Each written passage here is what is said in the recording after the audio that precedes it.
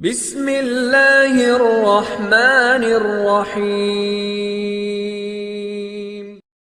حضرت ذوالقرنین رضی اللہ تعالیٰ عنہ، اللہ تعالیٰ نے انہیں زمین میں اقتدار دیا تھا۔ 4 لوگ دنیا میں ایسے ہو چکے ہیں جنہیں اللہ تبارک و تعالیٰ نے پوری دنیا میں اقتدار دیا، ایک وقت میں پوری دنیا کا ایک ہی بادشاہ۔ 2 مسلمان تھے، 2 کافر۔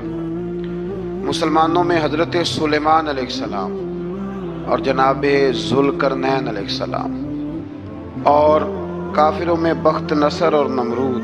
یہ 2 لوگ ہیں جنہیں اللہ نے پوری دنیا میں اقتدار دیا، اور پھر اس کے بعد آنے والے وقت میں اللہ تعالیٰ امام مہدی کو سارا اقتدار عطا فرمائے گا، پوری دنیا کا۔ حضرت ذوالقرنین کے بارے میں 2 روایات ہیں، ایک تو یہ ہے کہ وہ نبی تھے اور ایک یہ ہے کہ نہیں وہ ولی تھے، لیکن مجھے حضرت مولا علی شیر خدا رضی اللہ تعالیٰ عنہ کا قول ملا ہے جس میں آپ نے فرمایا ہے کہ نہیں وہ نبی نہیں تھے۔ تو اس لیے میرا نظریہ یہی ہے کہ وہ اللہ کے ایک نیک بندے تھے۔ اللہ نے انہیں پوری زمین میں اقتدار دیا۔ وہ ایک مہم پہ نکلے، ان کا ارادہ بنا کہ میں ذرا دنیا کا چکر لگاؤں، تو انہوں نے سفر شروع کیا کہ میں دیکھوں ذرا سورج غروب کہاں ہوتا ہے۔ تو فرماتے میں پہنچا، بڑا گیا، لیکن میں اس مقام تک پہنچ گیا جہاں سورج غروب ہوتا ہے، تو پھر میں نے دیکھا کہ ایک سیاہ کنواں ہے جس کے اندر جا کے وہ چھپ گیا ہے، لیکن رب کریم کی اس حقیقت تک میں پہنچ سکا نہیں۔ پھر آپ فرماتے ہیں کہ میں آگے نکلا تو مجھے ایک قوم کے بارے میں بتلایا گیا جو بڑی خونخوار قوم تھی، بڑی خونخوار، اس کو یاجوج اور ماجوج کہا جاتا ہے۔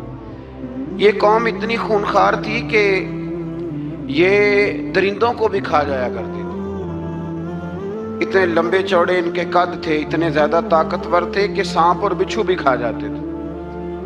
یہ نکلا کرتے تھے سبزے کے دنوں میں تو ساری کھیتیاں اجاڑ جاتے تھے، ہر چیز تباہ کر جاتے تھے، حتیٰ کہ انسانوں تک کو کھا جاتے تھے۔ تو حضرت ذوالقرنین جب وہاں پہنچے، اللہ تبارک و تعالیٰ نے انہیں ان مظلوم لوگوں کا مددگار بنایا جن پر یاجوج اور ماجوج کی قوم ظلم کرتی تھی۔ انہوں نے آپ سے کہا کہ حضور مہربانی فرمائیں، اس قوم سے تو ہماری جان چھڑائیں۔ آپ نے فرمایا تم میری مدد کرو۔ انہوں نے کہا حضور کس طرح؟ فرمایا بس جسمانی طور پر میری مدد کرو۔ تو آپ نے پھر وہاں ایک دیوار بنائی، ایک دیوار لوہا کاٹ کر، سیسا پگھلا کر، پتھر ڈال کر ایک بڑی موٹی تازی دیوار بنائی، اور اتنی اونچی بنائی، اور پھر اس کے چاروں جانب آگ جلائی تاکہ وہ لوہا اس طرح پگھل جائے کہ وہ دیواروں کے ساتھ چپک جائے، تاکہ کوئی آدمی پیر رکھنا چاہے تو پیر رکھ کے اس پہ چڑھ نہ سکے۔ آپ نے وہ دیوار بنائی۔ اب اس قوم کا حال یہ ہوا کہ وہ اس کے اندر قید ہیں، وہ صبح جب اٹھتے ہیں تو اس کو توڑنا شروع کرتے ہیں، توڑتے رہتے ہیں، تو جب شام ہوتی ہے تو ان میں سے ہر روز ایک شخص کہتا ہے اتنی رہنے دو، باقی کل کریں گے۔ لیکن جب وہ سویرے اٹھتے ہیں تو اللہ تعالیٰ اس دیوار کو پھر سے مضبوط فرما دیتا ہے۔ نبی کریم علیہ السلام نے فرمایا قرب قیامت میں ایک وقت آئے گا، قیامت کے قریب جا کے ایک ٹائم ایسا آئے گا کہ اس مخلوق میں سے ہی ایک شخص پکارے گا اور پکار کے کہے گا کہ اب سو جاؤ انشاءاللہ۔ اللہ ان کی زبان پہ جاری کہے گا اب سو جاؤ اور سویرے انشاءاللہ یہیں سے شروع کریں گے۔ تو فرمایا وہ چونکہ انشاءاللہ کہیں گے تو پھر اللہ تبارک و تعالی اگلے دن اس دیوار کو وہیں پہ رکھے گا جہاں رات کو انہوں نے اسے چھوڑا تھا۔ اگلے دن وہ توڑیں گے تو دیوار ساری ٹوٹ جائے گی، اور پھر اللہ تبارک و تعالی کا فضل ہوگا تو مسلمان کی طرف وہ بڑھیں گے، وہ قتل و غارت کریں گے، پھر سے وہی درندگی کریں گے۔ تو پھر حضرت عیسیٰ علیہ السلام ان کے لیے دعا کریں گے۔ تو دعا کا یہ حال ہوگا کہ ان کے وجود پر کچھ ایسی چیزیں برآمد ہوں گی جن کی وجہ سے وہ مر جائیں گے، ختم کر دیے جائیں گے۔ قیامت کے قریب جا کے وہ دوبارہ آئیں گے۔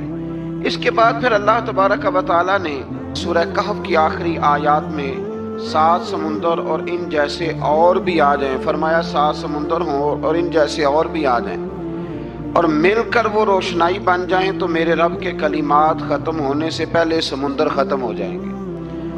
اور آخری آیت میں اللہ تعالیٰ نے فرمایا کہ اے رسول صلی اللہ تعالی علیہ وسلم آپ کہہ دیجئے کہ میں تمہاری طرح ہی ایک بشر ہوں، انا بشر مثلکم، میں بھی تمہاری طرح ایک۔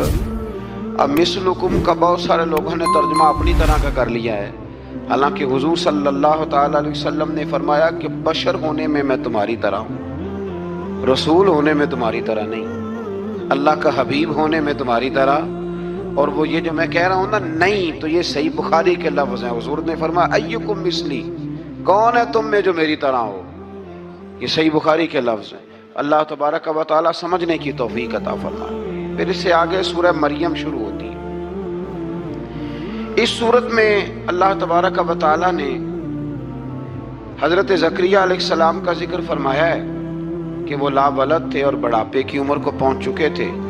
انہوں نے اللہ تعالیٰ سے اولاد کی دعا کی جو ان کا اور آل یعقوب کا وارث ہو، تو اللہ تعالیٰ نے انہیں بیٹے کی بشارت عطا فرمائی جس کا نام انہوں نے یحییٰ رکھا، بلکہ یہ نام انہوں نے پہلے سے رکھ لیا تھا، یہ یحییٰ نام انہوں نے پہلے سے رکھ لیا تھا۔ مجھے اب لوگ کس سینس میں مسئلہ پوچھتے ہیں یہ نہیں مجھے پتا، لیکن مجھ سے ایک دوست نے کچھ دن پہلے پوچھا کہ پیدائش سے پہلے بچے کا نام رکھنا جائز ہے، تو میں نے انہیں کہا کہ ہاں، آپ سورہ مریم پڑھیں گے تو آپ کا اندازہ ہوگا کہ حضرت زکریہ نے بیٹے کا نام پہلے ہی رکھ دیا تھا، کیونکہ انہیں یقین کامل تھا کہ رب کریم مجھے بیٹا ہی عطا فرمائے گا۔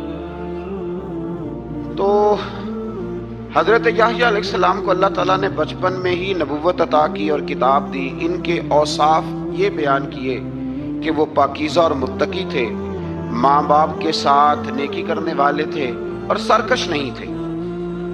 ان پر سلام ہو جب وہ پیدا ہوئے، اور ان پر سلام ہو جب ان کی وفات ہوئی، اور قیامت کے دن جب انہیں اٹھایا جائے گا۔ اس سے معلوم ہوا کہ نبی کریم علیہ السلام پر یا کسی بھی نبی پر سلام بھیجنا اور اس دن پر سلام بھیجنا جس دن اللہ تعالیٰ نے انہیں پیدا فرمایا ہے، یہ قرآن مجید سے ثابت ہے۔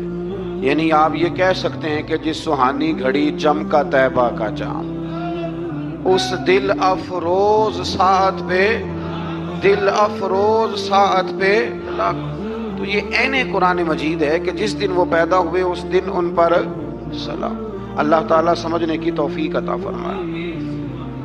پھر اس سے آگے چل کر حضرت مریم سلام اللہ علیہا کا ذکر ہے کہ ان کے پاس فرشتہ آیا۔ ہم تیسرے پارے میں بھی ان کا ذکر پڑھ آئے، پھر ایک آدھ اور جگہ پہ بھی اشارتاً کنایتاً ان کا تذکر آیا کہ ان کے پاس فرشتہ انسانی شکل میں آیا، اور فرشتے نے آ کے کہا کہ میں آپ کو بیٹے کی بشارت دینے آیا ہوں۔ کہنے لگی میرے پاس کیسے بیٹا آئے گا، مجھے تو کسی مرد نے چھوا ہی نہیں۔ تو فرمایا رب ایسے ہی کرتا ہے جب وہ کسی کام کا ارادہ فرما لیتا ہے۔ تو حضرت مریم کے ہاں اللہ تبارک و تعالیٰ نے حضرت عیسیٰ علیہ السلام کی ولادت فرمائی۔ حضرت عیسیٰ بغیر باپ کے پیدا ہوئے، اور حضرت آدم علیہ السلام بغیر ماں باپ کے پیدا ہوئے، تو یہ اللہ کی قدرت کی نشانی ہے۔ اب حضرت عیسیٰ علیہ السلام کی جب ولادت ہوئی تو یہ آپ کا معجزہ اور حضرت مریم کی کرامت سامنے آئی کہ آپ ایک خشک کھجور کے نیچے بیٹھی تو اللہ تعالیٰ نے اسے سرسبز و شاداب کر دیا، اور آپ اس کو ہلاتی تھی تو وہ کھجوریں گرتی تھی۔ بڑی پریشان تھی آپ کہ قوم کے سامنے کیا منہ لے کے جاؤں گی، لوگ کیا کہیں گے۔ لوگوں کے لیے الزام لگانا، پروپیگنڈا کرنا بڑا ہی آسان کام ہے۔ دو ہی تو کام دنیا میں آسان ہے، ایک بدگمانی کرنا اور ایک غیبت کرنا، اور اتنا مزیدار کام ہے کہ آپ ساری دیہڑی کرائیں گے۔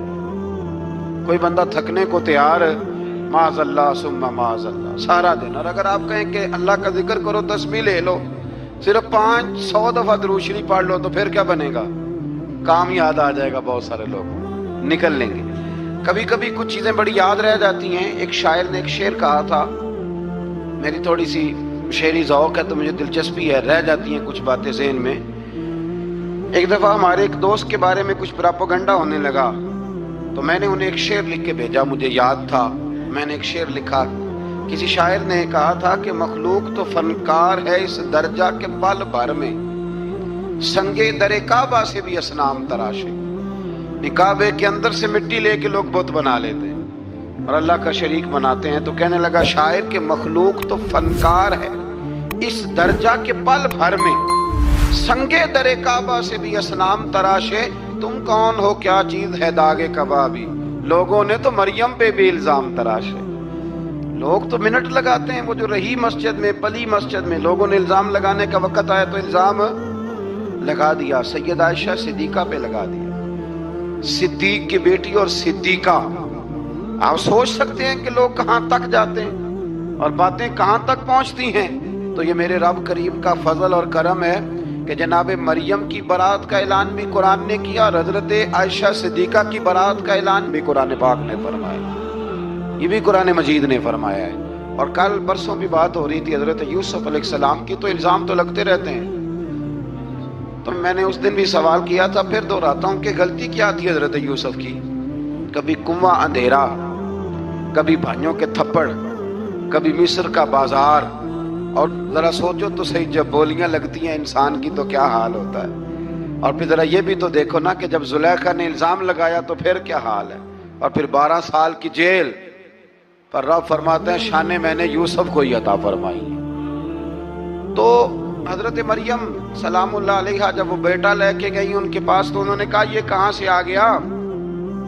آپ فرمانے لگی میں نے تو چپ کر روزہ رکھا ہوا ہے، اسی سے پوچھ لو یہ کہاں سے آیا ہے، یہی بتائے گا۔ پنگوڑے میں تھے حضرت عیسیٰ علیہ السلام، پنگوڑے میں، تو قرآن مجید کہتا ہے کہنے لگے قال انی عبد اللہ، حضرت عیسیٰ بولے اور بول کے کہنے لگے میں اللہ کا بندہ ہوں، اور آتانی الکتاب، خالی نہیں آیا، کتاب ساتھ لے کے آیا ہوں، وجعلنی نبیا، اور اس نے مجھے نبی بنا کے بھیجا ہے۔ تو حضرت عیسیٰ علیہ السلام پنگوڑے میں ہیں تو کلام فرما رہے ہیں، اپنے نبی ہونے کا اعلان فرما رہے ہیں۔ اب اس بندے کے قریب جا کے اس سے سوال کرنے کو دل نہیں کرتا جو نبی پاک کے بارے میں کہتا ہے 40 سال کے بعد نبی بنے۔ یہاں پنگوڑے میں حضرت عیسیٰ کلام کریں، پنگوڑے میں، اور وہ پنگوڑے میں کہے میں نبی ہوں، اور تو اپنے رسول کے بارے میں یہ کہے کہ بکریاں چرا رہے تھے تو معاذ اللہ انہیں پتہ ہی نہیں تھا کہ میں نبی بن جاؤں گا۔ ایسی کوئی بات نہیں۔ اعلیٰ حضرت فرماتے ہیں اللہ اللہ وہ بچپنے کی پھبن، یعنی بچپن میں بھی رنگ ڈھنگ نرالے تھے میرے رسول کے۔ اللہ اللہ وہ بچپنے کی پھبن، اس خدا بھاتی صورت پہ لاکھوں سلام۔